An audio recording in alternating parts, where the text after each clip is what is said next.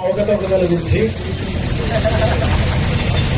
గతంలో విద్యార్థి విభాగం గతంలో చేయడం జరిగింది ధర్నా.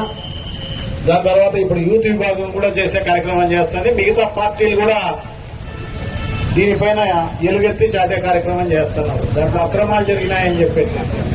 సో డెఫినెట్ గా అక్రమాలు జరిగినప్పుడు దానిపైన విచారణ చేయాల్సిన అవసరం కూడా ఈ ప్రభుత్వానికి ఉంది. అది లేదు అంటే ఖచ్చితంగా ఇది ప్రభుత్వమే ఈ డిఎస్సి ఈ రకంగా నిర్వహించిందని చెప్పేసి అనుకోవాల్సిన అవసరం తప్పకుండా ఉంది. సో తప్పకుండా ఎందుకంటే దాంట్లో పనిచేసే అతనికే ఫస్ట్ ర్యాంక్ వచ్చి అతనికి ఉద్యోగం రాకోకుండా అంటే ఆ ఉద్దేశం ఏంటంటే అతను లీక్ చేయడం కోసమే ఎగ్జామ్ లో అటెండ్ అయినాడు. దానివల్లనే అతను ఆ రకంగా లీక్ చేసేసి దాదాపు కొన్ని వేల మంది దాదాపు లక్షల మంది దీనికి అటెండ్ కావడం జరిగింది పరీక్షకు. సో దీంతో ఇంతమందిని అన్యాయం చేసిన పరిస్థితి ఈరోజు కనపడుతుందన్నమాట. సో దాదాపు దీనికి సంబంధించి మనకందరికీ తెలుసు వికలాంగుల సర్టిఫికెట్ అది మళ్ళీ జిల్లాలో ఇంటర్ డిస్ట్రిక్ట్ కాంపిటీషన్ లో పాల్గొన్న అతనికి కూడా ఇచ్చి ఈ రకంగా అతనికి కూడా స్పోర్ట్స్ కోటాలో ఇచ్చే కార్యక్రమం చేసినారు అంటే ఎంత దారుణమో ఎంత దుర్మార్గంగా జరిగింది అనేది మనందరికీ కూడా తెలుస్తుంది.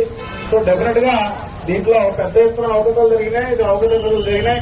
సో అదే కాకోకుండా మనకు సంబంధించి ఇంకా కూడా దీనికి హారిజాంటల్ ఏమంటారు హారిజాంటల్ రిజర్వేషన్ అని చెప్పేసి అదంతా చెప్పి ఏమేమో చెప్పే కార్యక్రమం చేస్తున్నారు. ఇదంతా కూడా శుద్ధ దండగా శుద్ధ అబద్ధం. ఇదంతా కూడా మోసమే జరిగిపోయిందన్నమాట అందరికీ కూడా. దాదాపు స్పోర్ట్స్ కోటా అనేది ఆ సర్టిఫికేట్ కోసం లక్షల రూపాయలు సర్టిఫికేట్ కోసం తీసుకోవడం జరిగింది. ఉద్యోగానికి 15 లక్షలు 20 లక్షల రూపాయలు వసూలు చేసిన పరిస్థితి మనం చూస్తున్నాం అన్నమాట. సో ఇవన్నీ కూడా పేపర్లో చూడడం జరిగింది. సో ఎట్లయినా కూడా ఇన్ని లక్షల మంది దాదాపు 35,000 36,000 మంది పుట్టి కంప్లైంట్ ఇచ్చిన వాళ్ళు ఉన్నారు. 33,000 మంది కంప్లైంట్ ఇచ్చిన వాళ్ళు ఉన్నారు. సో ఆ కంప్లైంట్లను కూడా పక్కన పెట్టేసేసి వాళ్ళు ఈ రకంగా ఇంత దుర్మార్గంగా ఈ రకంగా చేయడం అనేది ఈ ప్రభుత్వానికే చెల్లిందన్నమాట.